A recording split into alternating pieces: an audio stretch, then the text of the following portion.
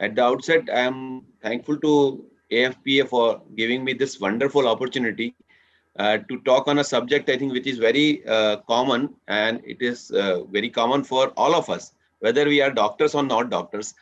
And we have, immunization or vaccination is the heart of our practice for general physicians as well as for pediatricians. And today we know that we are going to talk about post-exposure prophylaxis and rabies. And friends, we know that we will be touching upon very important carry home messages all throughout this my talk of around 18 minutes or so, so that we can have some question answer. I would like to finish up before that. So yes, what is the rabies? I'm not going to talk about it because everybody knows what is rabies. It is a zoonotic disease, but we know that it is a rabies which is a non-notifiable disease. So that's why we are not getting a proper figures of the numbers of the dog bites or the animal bites or rabies. But mind well, whatever we are seeing in our domestic area is the 99% of the rabies is caused by the dog bite. So that is a very important. Yes, there are other animals, all warm-blooded animals then can cause the rabies, that is except rodents. So maybe a cow and buffalo, dogs and cat, donkey and monkey, horse and camels, jackals and fox, all that can cause the rabies. So these all warm-blooded animals, we have to be aware of it. Now, can a human bite cause rabies? A person who is already rabid, can he transmit the disease? I think no such case is been seen till now date. So whatever the organ transplantation has been occur, there we have found that rabies can be transmitted. Third question is other rabies virus exposure. Like, does the consumption of raw milk, because many of the people in the villages, they are drinking the milk which has not been boiled or pasteurized, directly raw milk. So does it cause rabies or a raw meat? I think there's no case such case. So I think doesn't warrant anti rabies vaccine. But I think just to be on a safer side, you may go for the rabies vaccination. That's a different thing. Now, what are the risk factors for this bad outcome in the case of rabies? So it depends on the severity of wound. But we know that there are different categories, 1, 2, and 3. The higher the category, more severe the wound and more poor the outcome. Location of the bite of the on the body. We know that kids are more likely to get more on a head, and it is a more site where we can have bad outcome. Head almost 55%, upper extremity 22%, trunk 9%, lower limb 12% of getting rabies. Third point is very important, a timeliness of the post-exposure prophylaxis. If you go for timely post-exposure prophylaxis with proper wound care and use of rabies immunoglobulin or monoclonal antibody perfectly, then I think 100% you can prevent or protect the child from the getting rabies. And lastly, we never know what type of virus, that is quality and variant of virus, which is inoculated in the wound. So these are the risk factors for the bad outcome.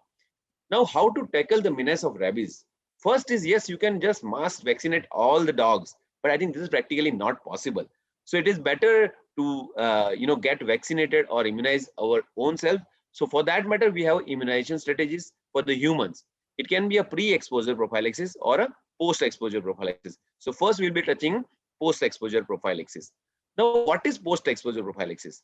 Now, if I ask one of you, you might say, yes, I know there are vaccination which to be given in multiple doses at so and so and so and so days of the bite. But no, post-exposure prophylaxis starts from wound care, because we know that virus, they enter from the site of the wound, and from there it directly goes to the end nerve endings and ultimately reaches to the brain. So there wound care is very important. So timely and proper wound care is first part of post-exposure prophylaxis. Second is anti-rabies vaccine. It has to be immediately given, and as many number as we will be discussing, the doses to be given. And lastly, if required according to category, we have to use rabies immunoglobulin or monoclonal antibody. Friends, we have seen anecdotal cases where even after giving the vaccination, people have got fair few incidences of rabies. So there they have missed to use this particular rabies immunoglobulin or monoclonal antibody. As for the details or the data says, only 2% of the people who really need that this immunoglobulin or monoclonal antibody, they are receiving this particular thing. So we are not giving in particular category 3 where they really need them. So post-exposure prophylaxis, it depends on a type of the contact with suspected rabid animal. that is the categories, and second is vaccination status of the person, whether he has already been taken the previous vaccination doses or course or not. Now, what are the categories of the rabies exposure? We know that there are three categories: category 1, 2, and 3. Now, in category 1, when you are having a touching or feeding of animals or animal licks on intact skin, there is no exposure. So in that case, wound care, just if at all wound is there, wound is not there. So only no wound care or no prophylaxis. Now, if you have category 2, what is it? A nibbling of uncovered skin or minor scratches or abrasion without bleeding. Without bleeding, this is a very important word. Whenever there is a drop of blood in a wound, it directly converts into category 3. So in category 2, there is no bleeding, but just abrasion. Usually what happens when we get a bite or abrasion because of the clothes area. We have the clothes and then you have the dog bites or something like that, then we get this kind of category 2. So this is exposure. What we need to do, we have to do appropriate wound care and immediate post-exposure prophylaxis in form of anti-rabies vaccine. And the third category is a single or multiple transdermal bites or scratches, or there is a contamination of mucous membrane or broken skin with the saliva from the animal licks. So if animal they lick on the broken skin, or you have exposure to the mucosa, then it becomes category 3. And lastly, exposure due to direct contact with bats, which is we are not finding it that frequently in our domestic area, but in jungles and where caves we can have that bats. So this is severe exposure. And when you have a category 3, we have to go for all these three factors or pillars of the treatment.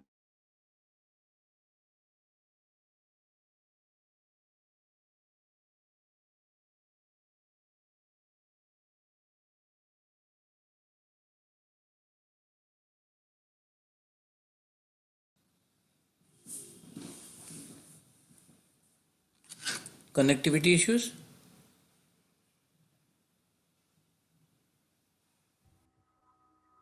From Chetan Bhai's side, I think. Let's wait, he will join soon. Let's wait.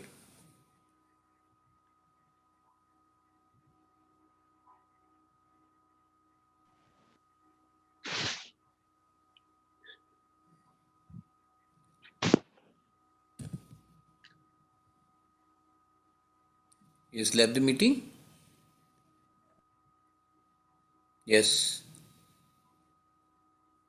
There is a comment box on your right side. You can write your questions into it and that questions will be seen on screen. To all the delegates. જેને કેવું હોય સંજય બી કહેજો. हाँ. And though this is virtual meeting, Chetan Bhai, please unmute. Sorry, Yeah. I got disconnected. Yeah. Because of that issue. Okay, continue. Just Slide sharing. Again.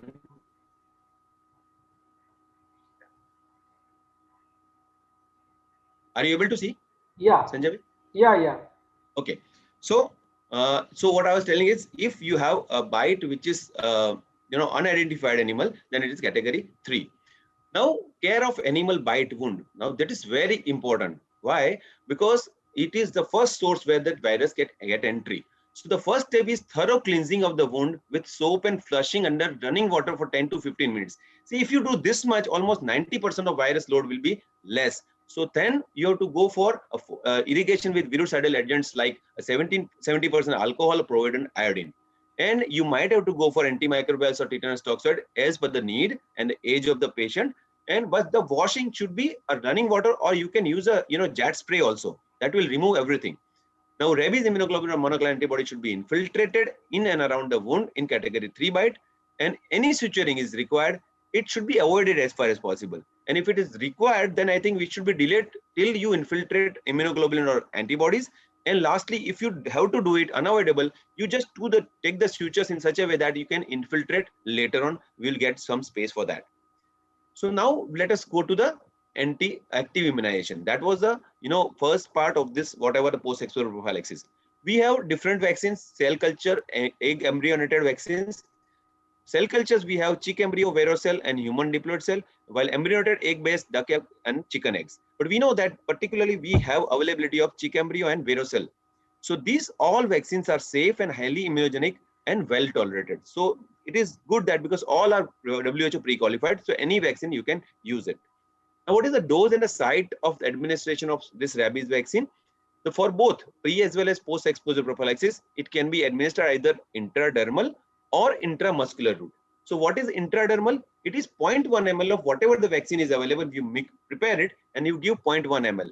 While intramuscular is 0.5 ml or 1 ml. But forget about 0.5 or 1 ml. Just give whatever vial it is having. You give full 1 ml or 0.5 ml. Now, what is the site? Site is very important. You have to give it either in adults or more than 2 years age, this deltoid area or a suprascapular area.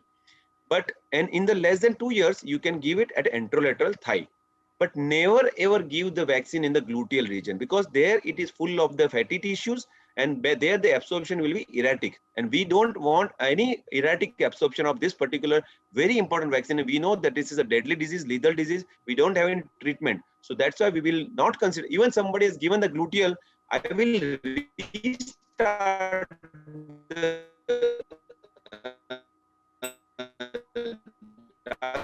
I'll just the vaccination. Suppose now again it's okay. It's coming. Yeah, it's okay. Yeah. So the routes of administration. Now, what is better, intramuscular or intradermal? That is the question. You know that current vaccines, ID route can be given, but just remember that those vaccines which is having ID or IM use can be used. Now, efficacy wise, we see both ID as well as IM, they are equivalent, or sometimes we can say ID is somewhat higher than IM, because you know that ID, it takes into consideration of the superficial layer of skin, and where dendritic cells and antigen presenting cells are more, so that works better. But yes, both are same. For private practitioner, we know that we are allowed to give only intramuscular. ID vaccination is cost effective. It is dose sparing alternative. That's why it has been used in a government setup. Intradermal route should not be used in immunocompromised and those on chloroquine therapy. So this is just a caveat. For us, it doesn't matter, because we are just giving intramuscular only. Now there are specific situations like, can we give with other vaccines? Yes, you can give with any vaccine, live, attenuated, killed, whatever vaccine. Co-administration with other vaccines is allowed. Second thing, a vaccination in pregnant or lactating woman. Is there any contraindication? No. For anti-rabies vaccine, there is no contraindication in whatsoever, because the disease is such, we don't have treatment. So in pregnancy, lactating mother, newborn to elderly, that's we have to give vaccination.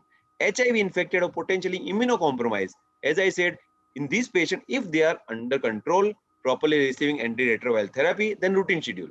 But suppose they are not on ART, then consider, even if they are having category 2, consider at 3, just like 3. So 2 and 3 both, you have to go for wound washing, full course of rabies vaccine, plus we have to go for rabies immunoglobulin or monoclonal antibody.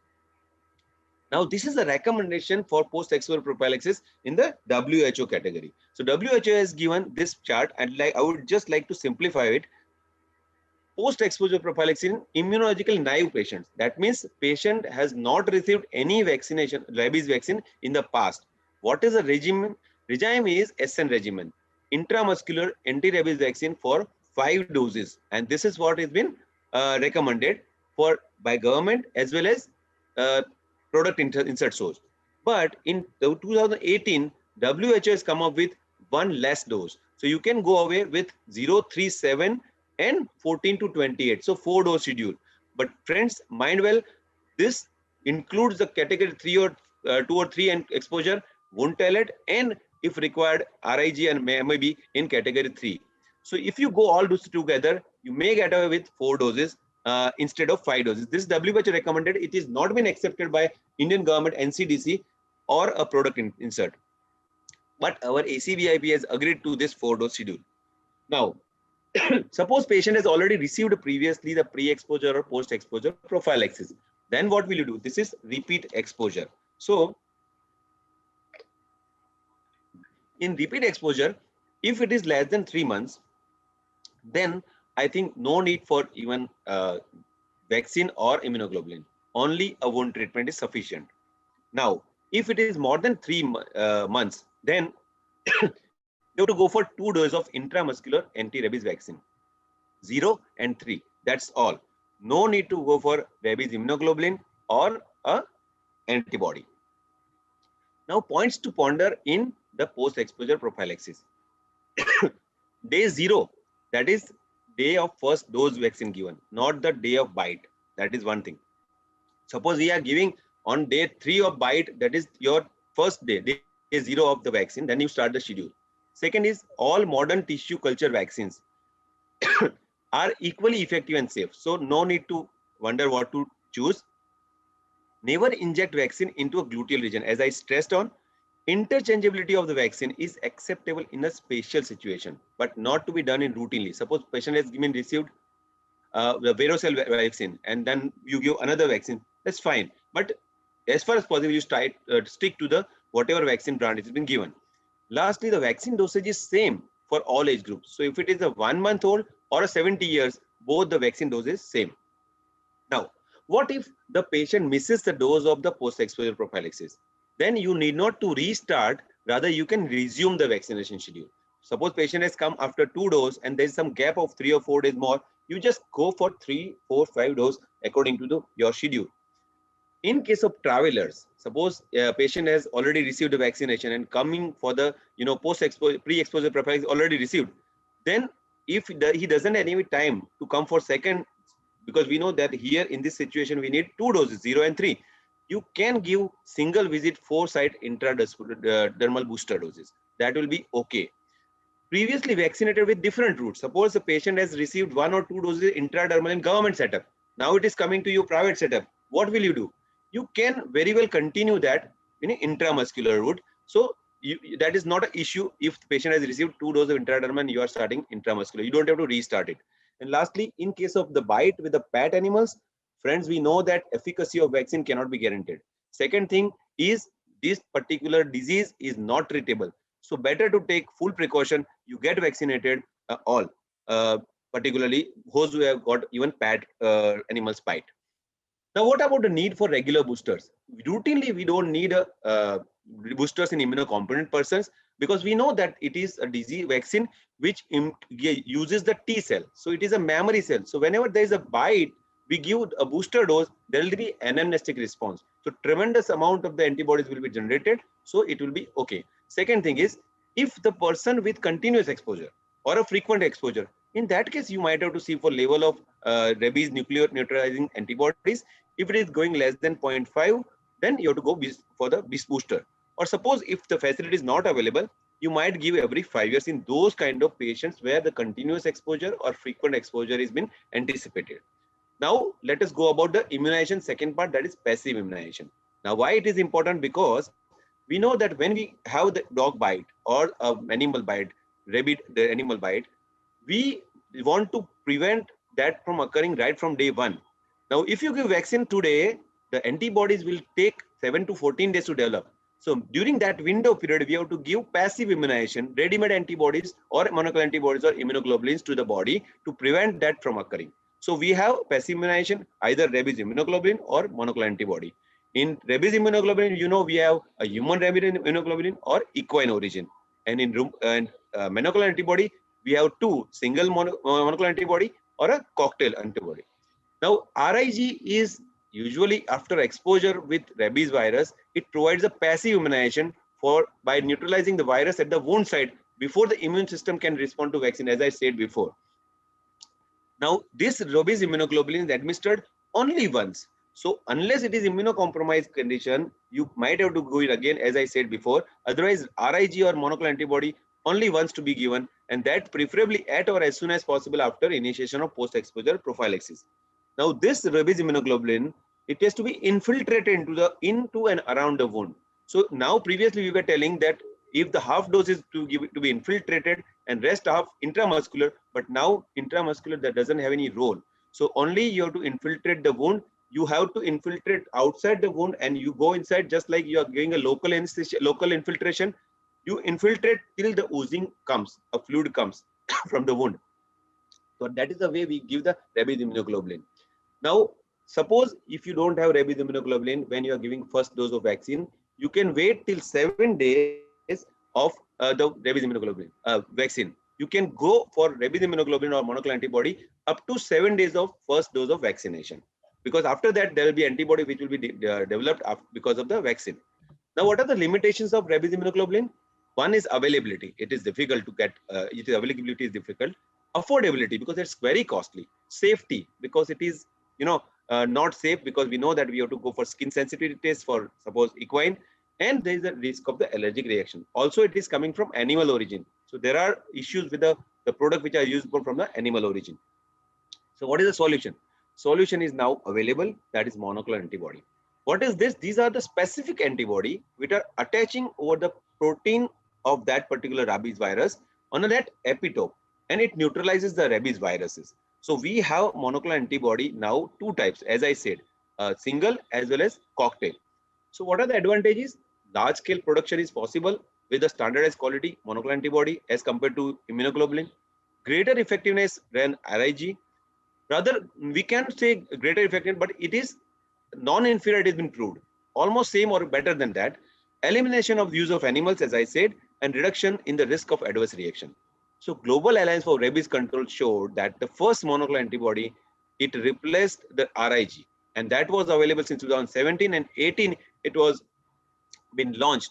So we now gradually shifting from rabies immunoglobulin to monoclonal antibody. The first monoclonal antibody which came into market, there was rabies human monoclonal antibody, which was developed by Serum Institute of India, and it was a safe alternative to rabies immunoglobulin.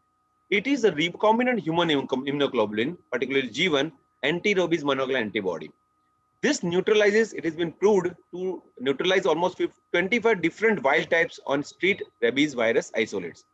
So what is the presentation? We know that Rabies Shield is available from Serum Institute. It is 1.25 ml to 1 ml, 2.5 ml vial, where 1 ml containing 40 international units. So the dose is 3.3 international units per kg. So suppose 10 kg, particularly I am talking about pediatric, 10 kg weight, we need a 33 international units. So 1.25 ml vial, you can use 1 ml and you can infiltrate it. If the wound is larger and the dose is less, you might use normal saline half dilute 1:1 dilution, and you can infiltrate. Most importantly, infiltrate properly in a proper dose, that will be beneficial. So this particular monoclonal antibody is available. Now, Global Alliance for Rabies Control said that WHO recommendation was that there has to be a mix of at least 2 antibodies, because we know that rabies antibodies, rabies virus, they are having a different G proteins, and there are different sites or epitopes. They say there should be 2 different monoclonal antibody attaching to 2 different epitopes, so that by chance the virus mutates, it will take care of. Because we know that we have to take care of this disease because we don't have any treatment. So that's why what they say, WHO even said, the development of product containing 2 or more monoclonal antibody with non-overlapping epitopes would increase the efficacy and breadth of rabies neutralization, virus neutralization. So then what happens? Till now we were having monoclonal antibody, and now we have a cocktail monoclonal antibody, because we know then during last 3 decades numerous murine antibodies were available, and that was neutralizing rabies virus and other Lyssa virus, both in vivo and vitro. But these were specific to one of the 5 distinct antigenic sites. See, if you see, these are the antigenic sites 1, 2, 3, 4. So previously whatever monoclonal antibody, it was attaching only one antigenic site. But now we have cocktail, but you have 2 monoclonal antibody, we are attaching at 2 different sites. So this is a cocktail monoclonal antibody. It is from Zydus, it's TwinRab, it is the name. Here we have 2 murine neutralizing monoclonal antibodies binding to 2 distinct viral epitopes on the G protein of the virus membrane. So it is doubly assured that we are going to get protection in case of category 3 bites. So TwinRab, it is available in 10 ml, 5 ml, 2.5 ml, and 1 ml. It is 1 ml vial is containing 600 international units. See, here the dose is different. So that is 40 international units per kg. So in the same case, suppose if you have 10 kg, we have to use a 400 international units. So you have to adjust the dose accordingly. See, mind well that there is no upper limit to the dose of this monoclonal antibody. Suppose if you have a 50 kg person, adult, you have to multiply it by 40 and you give the dose. There is no such recommendation that upper limit is there. So what are the merits of TwinRab? It is a cocktail of 2 monoclonal antibody, and it binds at 2 different sites. Both the antibodies act in a complementary manner, which binds to some of the escape mutants also. By chance it gets muted. Till now there is no case of mutation, but still if it mutates, this should work.